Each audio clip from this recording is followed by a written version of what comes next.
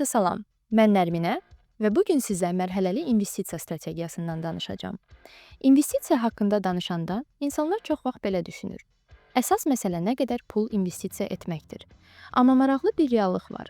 İnvestisiyada nəticəyə təsir edən ən böyük faktor təkcə pul deyil.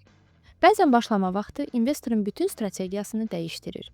Gəlin bunu sadə bir nümunə ilə düşünək. Təsəvvür edin ki, iki investor var. Birinci investor investisiyaya 20 yaşında başlayır. İkinci investor isə 30 yaşında başlayır. Hər ikisi eyni bazara investisiya edir və eyni strategiyadan istifadə edir. İlk baxışda fərq çox böyük görünmür. Axı cəmi 10 il fərq var. Amma investisiya baxımından bu 10 il təkcə vaxt fərqi deyil. Bu 10 il risk və kapital fərqi yaradır. Məsələn, erkən başlayan investor daha uzun investisiya üfüqunda sahib olur. Bu isə ona daha çox risk götürmək imkanı verir. Uzun müddətli investorlar bazarın qısa müddətli dalğalanmalarından daha az təsirlənir. Çünki onlar bilir ki, bazarın tarixində enişlər olsa da, uzun müddətdə iqtisadiyyat böyüməyə meyillidir. Bu səbəbdən erkən başlayan investor portfelində daha çox səhm və böyümə aktivləri saxlaya bilər. Gec başlayan investor isə adətən daha ehtiyatlı olur.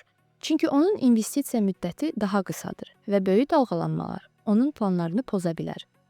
Başqa bir fərq isə kapital tələbi ilə bağlıdır. Eyni nəticə əldə etmək üçün gec başlayan investor adətən daha çox pul investisiya etməlidir. Çünki onun kapitalın böyüməsi üçün daha az vaxt var. Məsələn, erkən başlayan investor kiçik məbləğlərlə belə kapitalını tədricən böyüdə bilər. Amma gec başlayan investor eyni nəticəni əldə etmək üçün ya daha çox pul yatırmalı, ya da daha yüksək gəlir əldə etməlidir. Yüksək gəlir isə adətən daha yüksək risk deməkdir. Yəni investisiyaya gec başlamaq çox vaxt investorun qarşısında iki seçim qoyur. Ya daha çox pul yatırmaq, ya da daha çox risk qəbul etmək. Erkən başlayan investor isə üçüncü bir üstünlüyə də sahib olur. Bu üstünlük səhv etmək imkanıdır. Mövzumuza keçməkdən öncə sizə bu videonun sponsorunu təqdim etmək istərdim.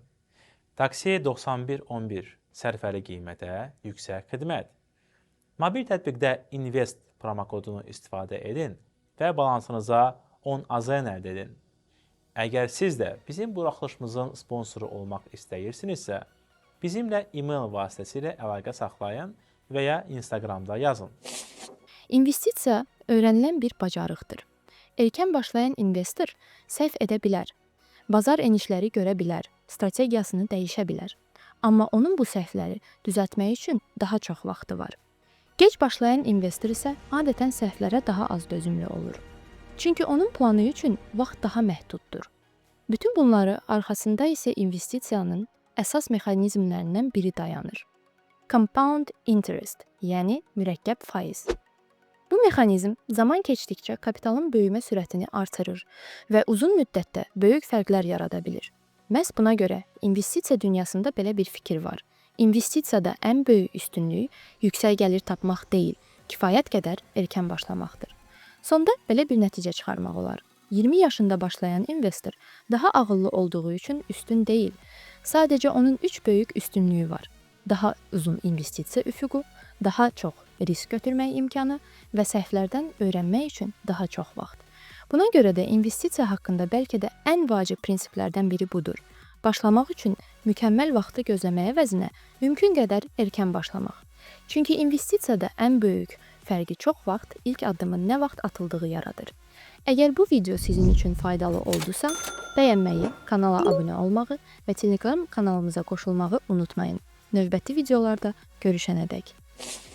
Əgər siz də investisiya etmək istəyirsinizsə, lakin nədən başlamaq lazım olduğunu bilmirsinizsə, biz sizə köməklik edə bilərik. Videonun təsvirindəki linkə keçid edin və orada qısa formanı doldurun.